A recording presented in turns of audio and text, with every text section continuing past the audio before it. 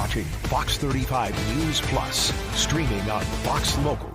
Well, good morning to you. Welcome into Fox 35 News Plus. I'm Garrett Wymer. Thanks for joining us on this Wednesday morning, live on Fox Local, fox35orlando.com, and also on YouTube. We have a lot to get to in this next hour. We will take you to Indy Atlantic in a little bit, where Senator Ashley Moody presented Florida's finest award to a first responder.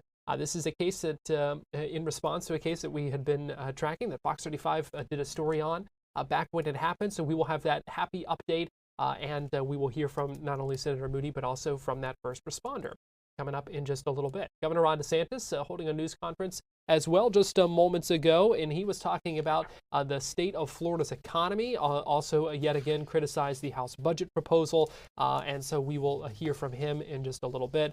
Also, an emotional tribute following the Florida State shooting on the floor of the not the U.S. Senate, the Florida State Senate just moments ago. That is where we begin. Senator Corey Simon, who represents Tallahassee, gave an emotional tribute talking about the victims of the FSU shooting, also calling for a moment of silence. As he was overcome with emotion, the Senate President, Ben Albritton, ended up calling a formal recess, going to comfort Senator Simon.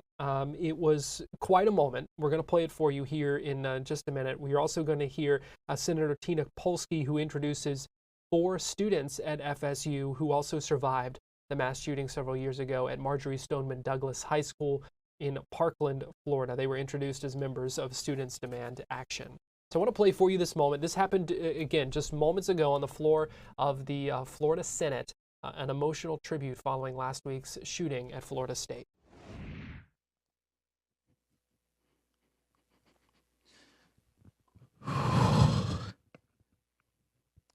Last Thursday, my FSU family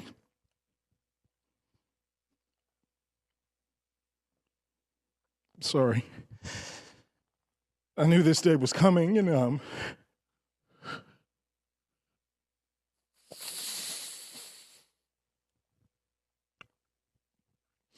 was rocked by senseless violence on our campus, with 6 students being shot and 2 adults being killed.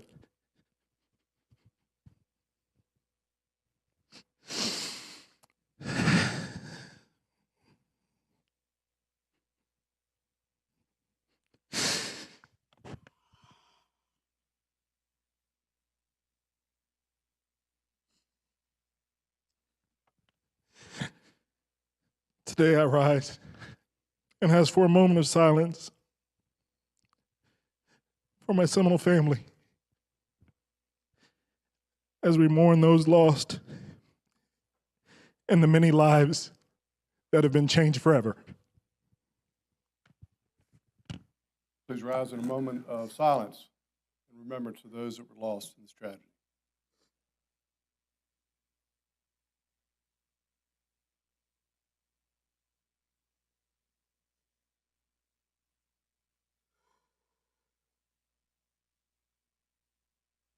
Thank you.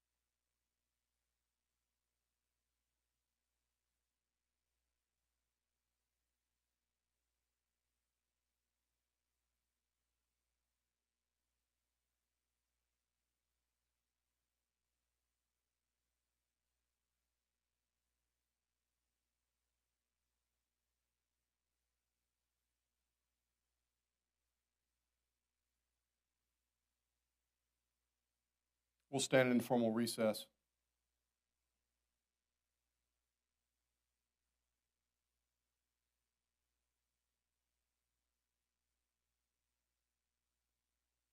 Senate will be back in order. For those in the gallery, what you just witnessed was beautiful and the best the Florida Senate has to offer. Amen, sister. Amen. Senator Polsky, for an introduction. Thank you very much, Mr. President. I'm very sad to say that we also have some students here from FSU who witnessed the shooting. They are part of Students Demand Action, an advocacy group that is working for common sense gun reform. I wanted to introduce 4 of these women: Stephanie Horowitz, Bailey Hirschenow, Peyton Apple, and Haley Rabinowitz. If you could please stand, they're over, I don't know which gallery that is, West Gallery. In particular, I wanted to talk about Stephanie in the gray shirt, wearing a Marjorie Stoneman Douglas high school t-shirt. She was a freshman on February 14th, 2018. She was in the building next to the shooting. She was in the student union on Thursday when the shots rang out. No one should have to live through one mass shooting. No one should have to live through 2 mass shootings. I am so sorry for what you've been through. And I wanted an opportunity to introduce you all and to talk about the important work that Students Demand Action is doing. And I hope that you all get a chance to meet with them and the group Moms Demand Action. They're working really hard for all of our safety. Thank you so much for being here. So sorry for everything you've been through, and welcome to the Florida Senate. Welcome to the Florida Senate. Emotional moments on the floor of the Senate just moments ago as they pay tribute to the victims and survivors of the Florida State University shooting last week. We're going to take a break here on Fox 35 News Plus. We have much more to come, so keep it here on Fox Local, fox35orlando.com, and on YouTube.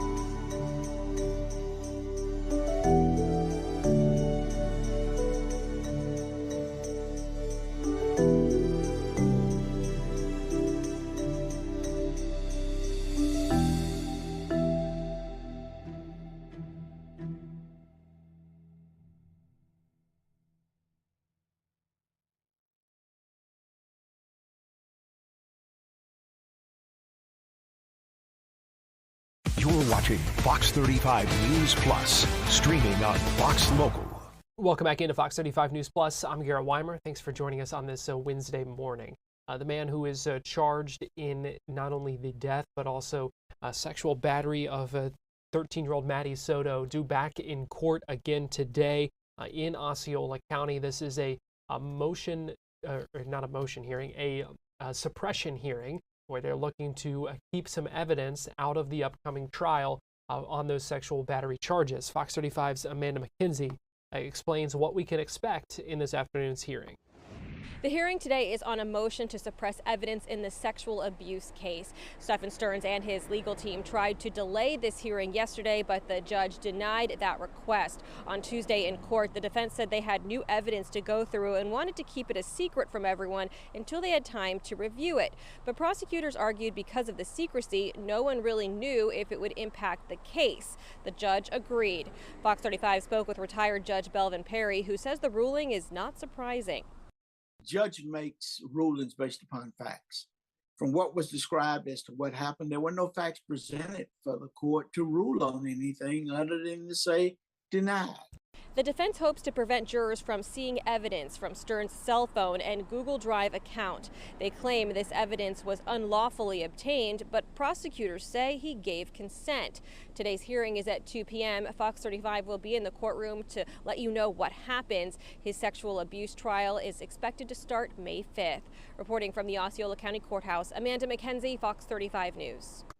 As Amanda mentioned, that hearing is scheduled to begin at 2 o'clock, so we will be monitoring that on Florida Live and throughout the afternoon here on Fox Local.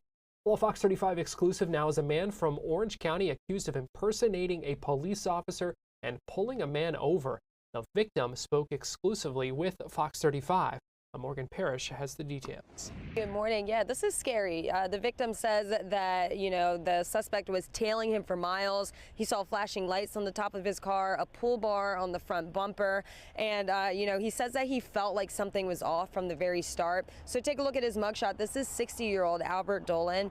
Orange County deputies say that he pulled over a driver and demanded ID, all while pretending to be an officer. And Frank Schaefer, that's the one who was pulled over, says that it happened as he was driving on Stony Brook Parkway on Monday night. And according to the arrest report, it says that Dolan's vehicle was modified to look like an officer's vehicle. So like I said, there were yellow flashing lights on top, a push bar on the grill, and the suspect told him that he was speeding. When Schaefer asked to see his badge or any proof that he was a cop at all, he ignored him. So that's when Schaefer ended up calling 911. I asked him again when he got back to my car if I could see his badge or some ID. He gave up and said, well, forget it. More or less, I've got other cars to get. And officers arrived on the scene later in the evening. They ended up arresting Dolan, and we checked into court documents, and we actually found out that this was Dolan's 4th time being arrested for the same crime. We know that he was also doing this back in the 90s. Right now he is out of jail, but of course we're going to continue following this to see if there's any new details about this case, and of course we'll keep you guys updated. Orange County is working to convince families to come back to public school, as we have learned that thousands of students across Florida have switched to other options. But the problem is for these school districts that low enrollment could cost the county millions of dollars. Fox 35's Marley Capper explains. Right now, Orange County Public Schools is expecting over 3,000 students to leave within the next school year. That equates to about $27 million. So to deal with this issue, they're hiring a PR firm in hopes of getting those students to come back and retaining them. Now, there's a few reasons why we might be seeing the decline in students. One of that could be the decline in birth rates and a new state law that expands states' vouchers. So if children leave to go to private schools or charter schools, basically that state funding travels with them. Now, this problem doesn't only affect Orange County. Volusia County is dealing with something similar. They're expecting a 4,000 student shortage within this next year, which is about a $25 million shortfall. Now, they want to solve the problem head on. They say calming the classroom is a place to start and making sure students are getting the best education. We have discipline issues that we're not addressing. Some in Orange County support the idea of hiring a PR firm, while others want to focus on that education aspect. To me, this isn't about money. This is really about making sure that every child who is in our care is getting the best education that we can provide for them. What happens is Orange County Public Schools really still has the same expenses, but now we have fewer students, which means less funding coming in to pay those expenses. As part of the agreement with the PR firm in Orange County here, for every student that they recruit and retain, the district will pay them $1,000 if they enroll and stay. Something to continue to watch. Meanwhile, in Brevard County, sparks were flying last night at a school board meeting in Brevard County as things got so heated that at one point board members called a recess to take a break from that meeting. There was also a rally before the meeting, as we showed you yesterday on Fox 35 News Plus at 4 o'clock, to support Melissa Calhoun. She is the teacher whose contract is not being renewed because she called a student by their preferred name instead of their legal name without parental consent. Fox 35's Chancellor Wynn takes us inside last night's meeting. You know what, we're going to take a 5-minute recess.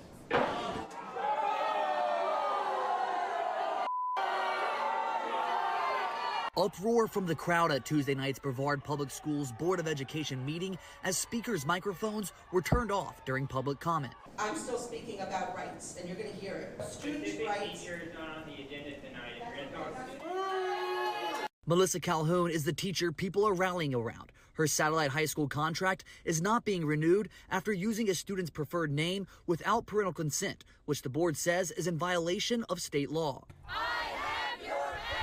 I think it's really awful that just for respecting someone, you know, all of this has happened. You know, she's an excellent teacher. On Tuesday night, the BPS school board voted 4-1 to not renew Calhoun's contract following a motion made by board member John Thomas. No student was harmed. No child was put at risk. This is a case of poor judgment, a mistake. And like all of us, even good teachers are capable of making them. Fox 35 Storm Team meteorologist Brooks Garner joins me now. And Brooks, we are halfway through the work week here. We sure are. It is just flying by, Garrett. And we've got more beautiful weather for the beach. The beach couldn't be finer today with high temps around 80 to 82 degrees, a light sea breeze. Not much in the way of wave action, but definitely good news for the big Jeep event happening down at Daytona Beach. They call it Jeep Beach, and something like 25,000 Jeeps will be down there through the weekend enjoying the sights and the sounds. The weather's going to cooperate perfectly. No issues whatsoever. But as we look ahead, at some point we're going to need some rain around these parts. No rain in the forecast through the rest of this month for Central Florida, but it looks like as we turn the calendar to the month of May, we're going to find some rain. That happens inside of the next 10 days.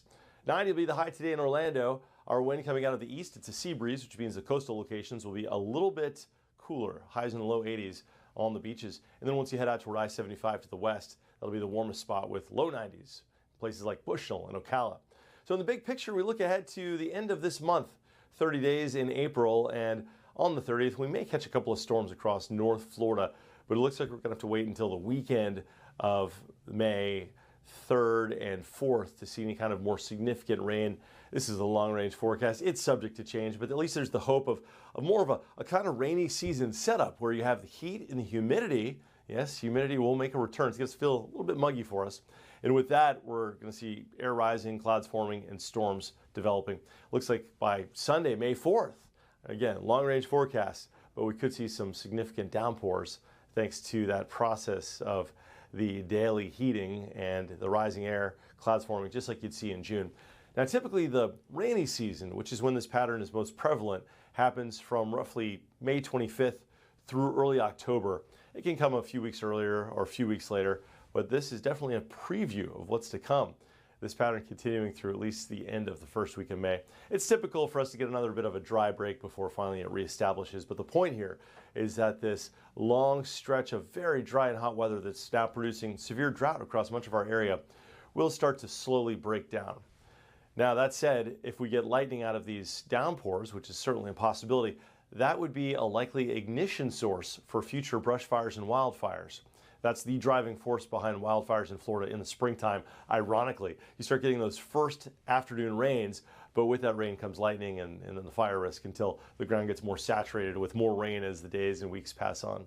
Well, weather-wise, we're going to be dry through Sunday with just an outside chance for a couple of showers early next week. So, Garrett, more of the same, smooth sailing at least. That's good news. All right, the forecast, we are kind of locked into this pattern. Not a whole lot changing right now. No changes. There's a big shield off of the East Coast, a big shield of high pressure, literally deflecting things away. If systems try and come in, it knocks them out. All right. Yeah, no systems here. Fox 35 Storm Team Meteorologist Brooks Garner, we appreciate you joining us. My pleasure as always, Garrett. Thank you. As we go to break here on Fox 35 News Plus, leave you with a view of downtown Orlando. Beautiful view here on this Wednesday morning. Keep it here. More Fox 35 News Plus after this.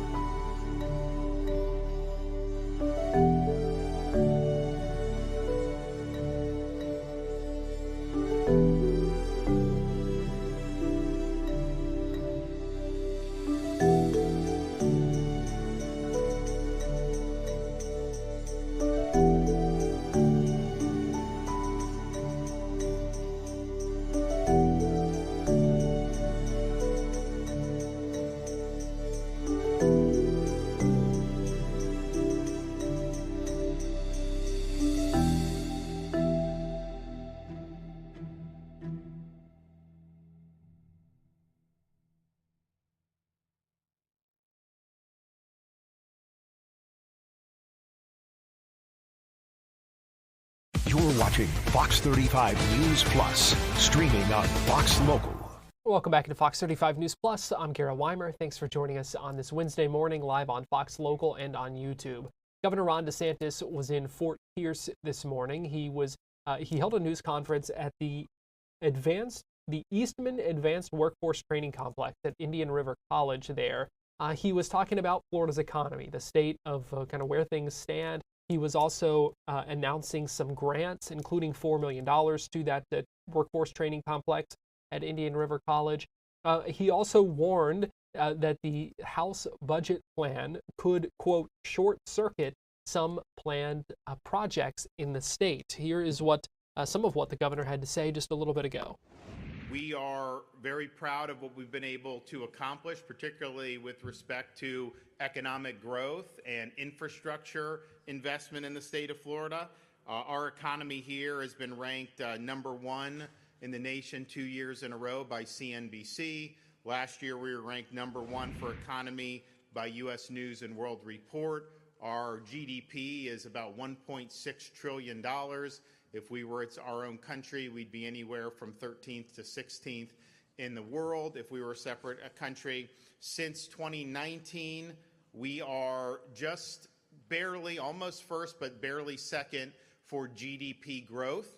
And the state ahead of us is Idaho, which is a lot smaller than us, and so they have more ability to grow at a higher percentage. So we're really leading the way on that. #1 in new business formation since 2019. We've secured AAA credit ratings from all the major rating agencies. We're #1 in domestic net in-migration since 2019. We also have added jobs, well, the private sector's added jobs in 56 of the last 59 months since May of 2020. And for the 53rd month in a row, our unemployment rate in Florida is lower than the unemployment rate of the nation as a whole. And our over the year private sector job growth rate has exceeded the nation's for 46 of the past 48 months. And these are positive examples of what can be done. Now, we've also achieved this while managing the finances of the state and our budget in a very responsible way. Since I became governor, if you take all the debt that the state of Florida has accumulated in its 180-year history, we've retired 41% of it just in this time period. We are now the lowest per capita debt of any state that has state debt in the entire United States of America. Your share as a Floridian for debt would be about $600 per Floridian. Your share of the federal debt, that $37 trillion, would be over $100,000 per U.S. citizen. And so couldn't be more different than what they're doing there and what we're doing here.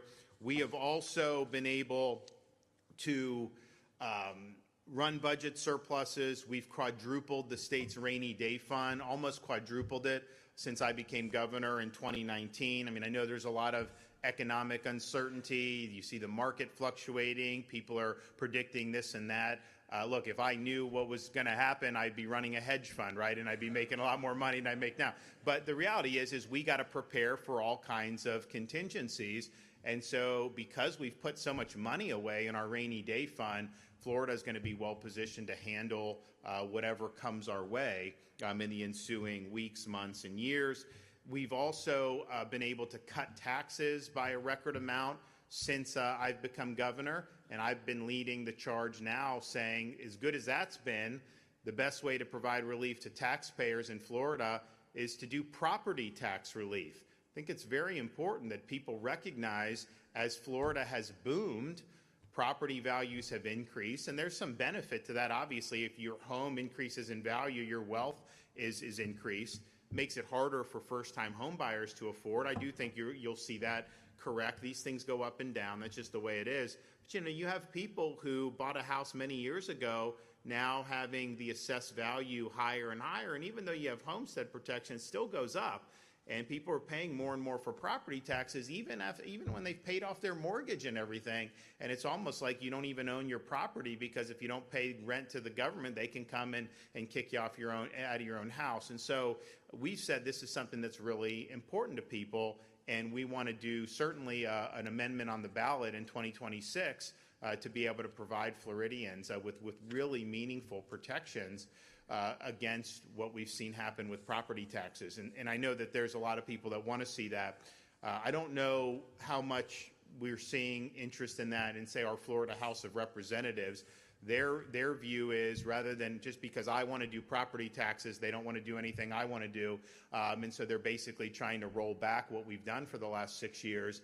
But their view is they want to do a tax cut that is 3/4 of a penny of the sales tax, which is going to disproportionately benefit tourists and non-residents. Why would you be cutting taxes on Canadian tourists? I want to cut taxes on Florida homeowners. I'd let the tourists pay more for all I care.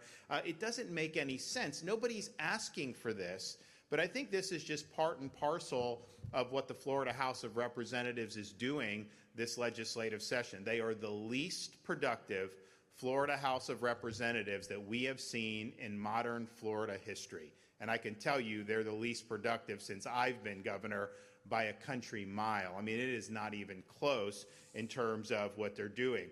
One of the things I think it's important to know, they've done this budget, and they're negotiating with the Senate, and the Senate's done a better job on all this stuff, but it is what it is. They submitted a budget that is going to take about $500 million that's earmarked through dock stamps to major infrastructure projects. And the thing is, these are all over the state. They're in St. Lucie County, Indian River, they're in Miami-Dade, they're in all these places.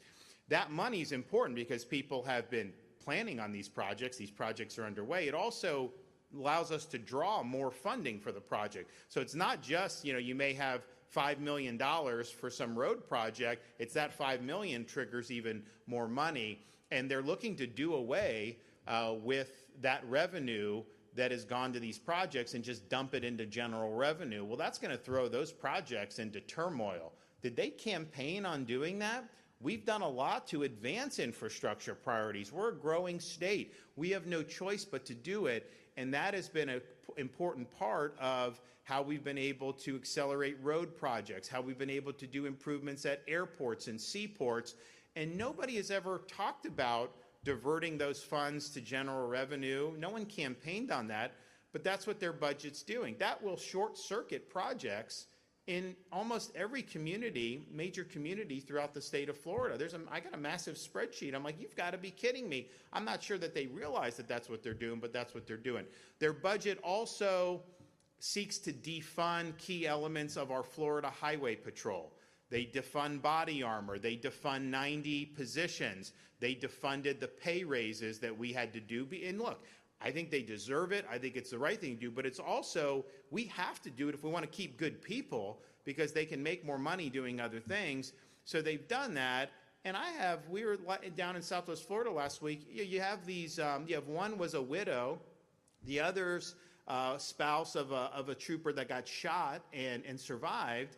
And they're just beside themselves that this is going on. But that's what they did in their budget. That was Governor DeSantis in Fort Pierce earlier today. And here's a live look at Daytona Beach. See a lot of Jeeps on the beach there as Jeep Beach continues this week in Volusia County. We're going to take a break here on Fox 35 News Plus, but we'll be right back after this.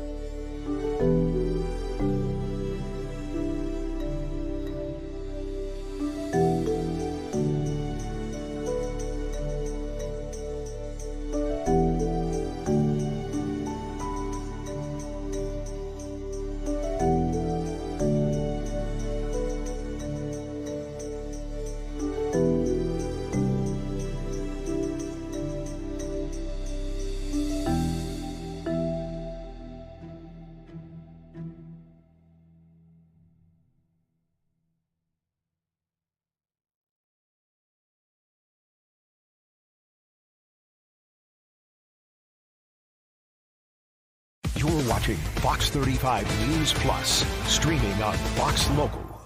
Welcome back into Fox 35 News Plus. Senator Ashley Moody presented her first Florida's Finest Award today. She was in Indialantic.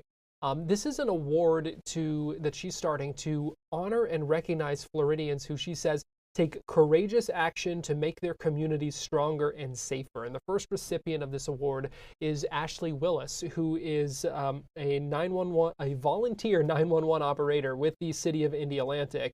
She stepped in to respond to a dropped 911 call, and she was honored and recognized in this ceremony just a little bit ago. I am very excited to be here today to present our very first Florida's Finest Award to none other than Ashley Willis. And not just because her name is Ashley, although that is a power name. Ashley quickly responded to a dropped 911 call while working as a dispatcher. And just so you know, Ashley fills in as a dispatcher voluntarily. So anytime they need her to help, she jumps in and helps out and takes those phone calls. And I want to go in, before I move forward with this story, and tell you a little about who Ashley is as a person. She worked retail for most of her life after she became a working adult. and had taken a class in high school on police and what they did, and it always stuck with her, and she always felt like it was something she wanted to do. She wasn't sure she could be the person that rushed onto the scenes, but she knew she wanted to be a part of that effort, that heroic effort, that brave, courageous, selfless service that so many people that work in our firefighting and law enforcement agencies do every single day. And so while she had been in retail most of her life, she heard of an opening at a police department right here and said, I want to be part of something that serves others and is bigger than myself. And she decided to totally change course in her life and begin work right here at the police department. And I think that speaks volumes of who you are, Ashley. There's oftentimes when we have job responsibilities, what takes a person to the next level, which really makes a difference, is when there is a compassionate connection to the job responsibilities. And I know for just based on the reason you came to serve here, by the fact that you will jump in and help out when dispatchers need help, because oftentimes they get very incredibly busy and overwhelmed. It's that kind of person that we need to work in our police agencies, that we want to work in our police agencies. And I'm so glad you answered that inkling that you wanted to be in police service, that you remembered back from high school and answered the call, because that answer to that call very well could have saved 2 lives. Ashley responded to a dropped 911 call, and some may have not followed up on that. But there was something about when she noticed the silent alert and where it was on the map, there was a small indicator of a dropped call. Something about that made her spring into action and further investigate. She had no audio, no direct communication. Again, it's that compassionate connection to the job that made all the difference. Her instincts proved correct, and police discovered a domestic violence situation involving a 7-month pregnant woman, and certainly the quick response of Ashley may have saved both that woman's life and her unborn child. Her attention to detail and swift response led to the arrest and now the recognition today. For her actions, she has previously been named Telecommunication Officer of the Year, and today I would like to award her with our first Florida's Finest Award. Your quick thinking, your courage, your unwavering commitment to duty shines as the very best of Florida, and we are so privileged and honored to recognize that. And I'm looking for the award. Thank you, Chief. That's why you're the Chief. Congratulations. Thank you.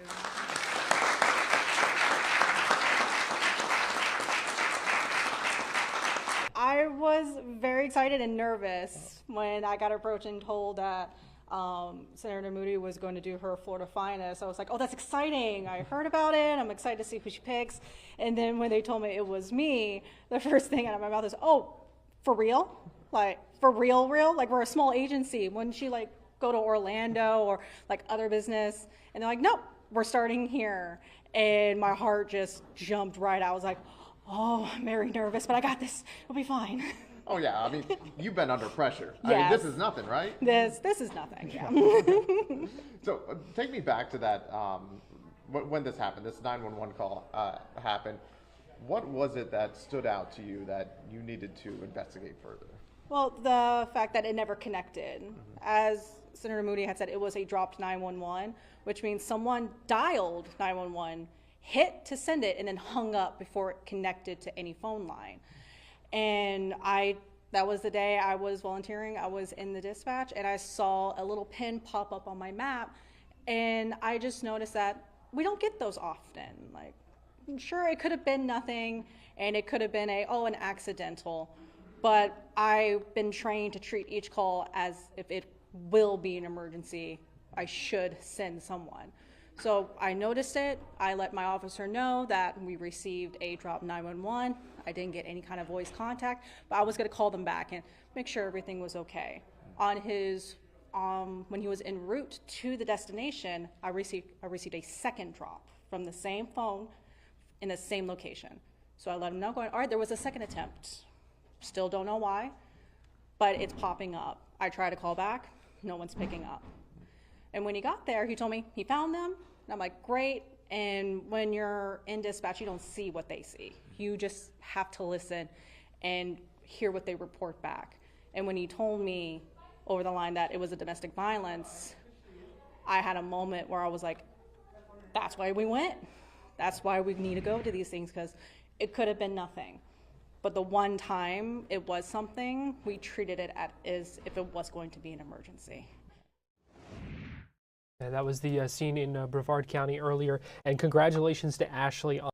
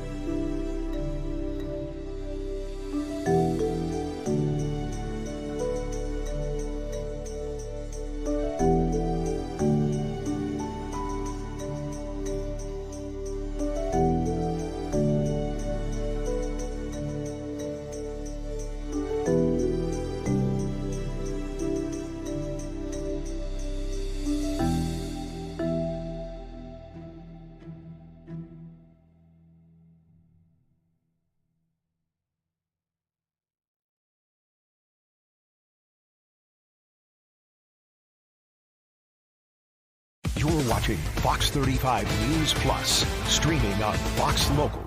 live look at the Kia Center, home of the Orlando Magic. But the Magic are in Boston right now, getting ready for a Game 2 against the Celtics, the defending champion Celtics, after the Magic dropped Game 1 in a fairly ugly fashion earlier this week, and looking to bounce back from that. So joining us live now is independent reporter Sean Green. And Sean, close game at halftime. Second half, though, was tough to watch. What do the Magic do tonight to make sure that doesn't happen again? Yeah, just have some better offense. It's very simple, but maybe not so simple for the Magic this season. Obviously, they're the worst team in the NBA when it comes to pace, and that kind of reared its ugly head in that third quarter last week. So if the Magic want to stand a chance, it's going to have to be a full fourth quarter game of offense for the Magic. If they can't do that, it's going to be tough to compete with the Boston Celtics, with or without Jason Tatum. So it's going to be a tough matchup, but I think the Magic showed a lot of good things in that first half to make you think that they can continue it tonight. When you talk about that offense, that's something we've seen from this team all season long, where it seems like they will just go through these bouts where they just can't get anything going. Yeah, that's been the issue. That has been the issue, no doubt. In the first half, you kind of saw it in the first quarter of the last game, where it was a little bit of a struggle. In the second quarter, they really took advantage of some of the mismatches that they had, but it's been a problem all season long. That third quarter was the epitome of the Orlando Magic season. They want to play with pace, but like I said, they're the worst pace team in the league. So when you're playing against one of the best in the Celtics, you have to be perfect. And we said, with this team that the Magic have this season, they have to be perfect. And they weren't perfect, and that's why they're down 0-1 in the series. And we knew all along that this was going to be a tough series for the Magic. I mean, when we talked to you before, you basically said you didn't think it was going to be a long playoff run for the Magic, and I would imagine you're kind of doubling down on that at this point. I'll say this. I think the Jason Tatum being doubtful is interesting. The last time the Magic played the Celtics without Jason Tatum, and the Magic did not have Paolo Banchero or Franz Wagner in that game, they won. They won 108 to 104, and I think it was January. So I do think that the Magic have a pretty good chance if Jason Tatum is out. I think it's one less guy they have to worry about, and it's the Celtics' best player. At the end of the day, like I said, the Magic still need to be perfect. They allowed Derek White to put up 30 points. They allowed Peyton Pritchard to put up 19. I think if you can limit those guys to kind of their season averages while keeping Jaylen Brown in check, and with Jason Tatum not playing, I do give the Magic a good chance, especially to win tonight and even up the series. Okay, like to hear that, because this would be an important game if they do hope to, end up winning this series. Do you think there's any changes to the game plan, or is it more just have to execute? I think they'll make minor changes. I think I really did like what the Magic did. I think their biggest issue in game one, it was very simple. Turnovers leading to transition threes. That third quarter, like I said, reared its ugly head with that. I think if the Magic can limit their turnovers and transition buckets by the Celtics, they have a really good shot. I mean, the score doesn't really indicate how close the game was. It looks way worse than it really was. If the Magic can limit those opportunities for the Celtics and continue that offensive growth, if they can score 108, 110 points tonight, I think they're winning this game. So at what point in this game tonight, what are a couple indicators you'll be looking for that would say, hey, this is trending better, or maybe, hey, Magic are in trouble again tonight? Yeah, I think it's going to be right from the jump. Does it look sporadic? Does the offense look clunky? The big question is Paolo Banchero going to continue the way he's been playing? He was really the only bright spot. Franz Wagner was a bright spot in the first half.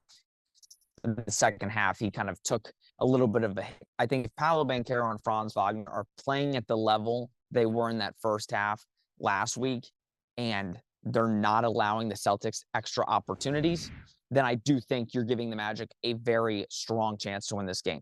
Now, on the other hand, if the Celtics look just completely dominant and are making a bunch of threes, we can't compete. We're not going to match the Celtics in threes. They're not going to match them. So it's about limiting those possessions and limiting those opportunities for the Celtics to give the Magic a really good opportunity tonight.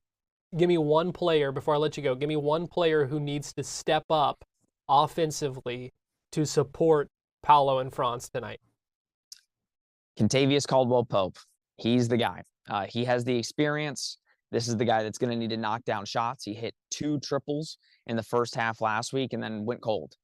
Didn't really have any offense in that second half. So for the Magic to have the game that they're looking to have, it's going to have to be him. All right. Well, let's hope it happens then. Independent reporter Sean Green, always good talking with you. We appreciate you breaking down tonight's Magic Celtics game. Thanks, Garrett. I appreciate it. And we're going to take a break here on Fox 35 News Plus, but we'll be right back.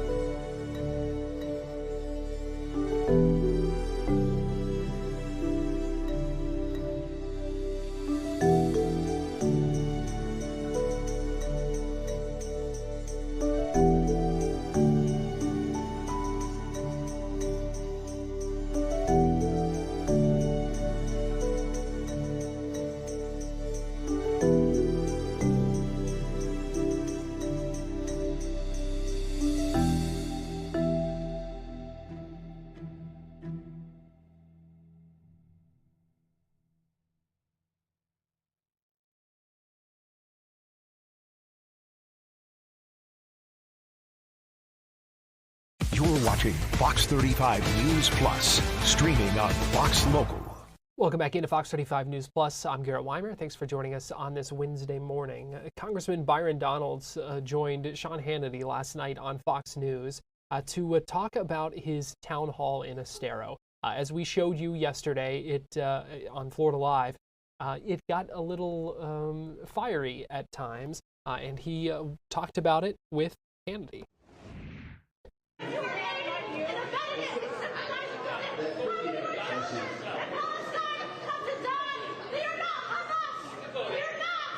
The Palestinians have voted for Hamas, and they have not done anything to remove Hamas. So if you want to have a shouting match to plead, let's have a shouting match because you think you're being heard, and let's be clear, you're not. Let's be very clear, you're not. What you're doing is yelling now, and you're being disrespectful. You, ma'am, you are being disrespectful, and I will respect you, and I will honor the fact that you are here trying to get answers, but if you're going to hold this thing up and be disrespectful, then that's time for you to be removed.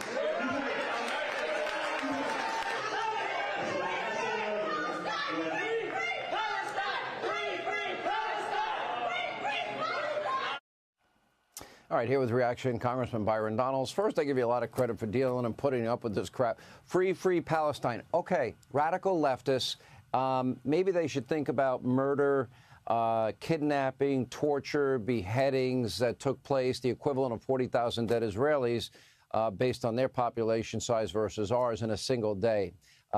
Maybe they would be a little more sympathetic to the victims of Islamic terror. Your reaction? Sean, my reaction is simple. We were going to do town hall meetings because I believe that's what members of Congress should be doing, regardless of people who want to come in, try to take over town halls, boo or whatever they want to do. The other point, Sean, is this is why Donald Trump supports me to be Florida next governor, because I will take the message of common sense and conservatism anywhere, any place, anytime, in any audience. I'm not going to be intimidated by any of these protesters. Members of Congress should not be intimidated by these people. They want to shout you down to try to deflect and distract from their terrible policy and how they left America really at the bottom in the pit because of the terrible presidency of Joe Biden. We shouldn't put up with it. We should confront it head on. And if they're going to be rude and disrespectful, then kick them out of the room. It's that simple. Well, you heard what Chuck Schumer had said about this.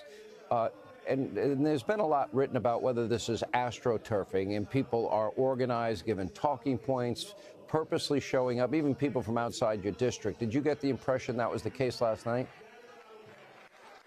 Well, last night I know because we were making sure that only members of the congressional district could attend, that these were local Democrats. They wanted to be inflamed. I will say, yeah, local Democrats are being organized about coming into congressional town halls. I've had town halls for years, Sean. Never saw that many Democrats show up. That's okay. If they want to show up now, you're going to hear the truth. You're going to hear the facts. You're not going to hear Democrat talking points. You're not going to hear spin. And they want to yell and be upset because they want you, quite frankly, to reverse course, reverse your positions, stand against things that are right. Stand against deporting illegal aliens. Stand against Israel. That's what they want you to do.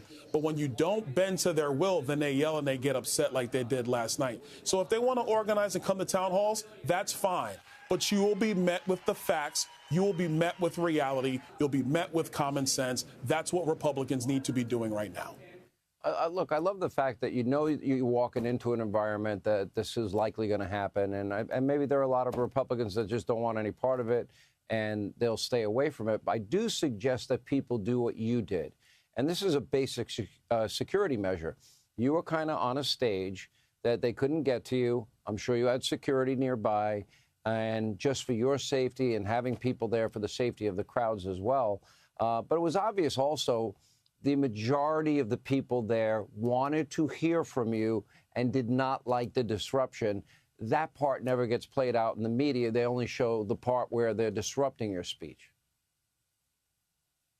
No, that's very true, Sean. And listen, even last night when people wanted to jeer and boo, I told them, I'm like, you don't have to agree with me, but at least respect the venue and respect other members of the constituency to hear the answer. You can boo later, you can leave and be upset, but at least give people the opportunity to hear, be respectful. And when it came time where people were choosing not to be respectful, that's when we kicked them out. And we were very clear at the top, if you're not respectful of the environment that we're in and let people actually hear what's going on, we're gonna remove you. And I think that's a common sense approach to it. You wanna be able to address the constituencies that you represent in a personal, one-on-one manner. You want to be able to do that, I believe, as a member of Congress. But we got to set ground rules. If you want to be upset, but that doesn't give people the right to be disrespectful.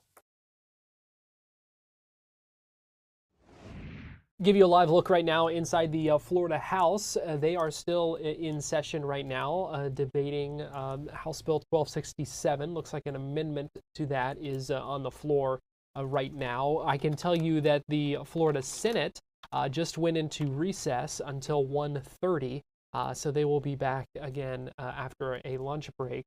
So something we are monitoring today, legislative actions in Tallahassee as this session continues. As we talked about yesterday with Gary Fineout from Politico, still a lot of work ahead in this session.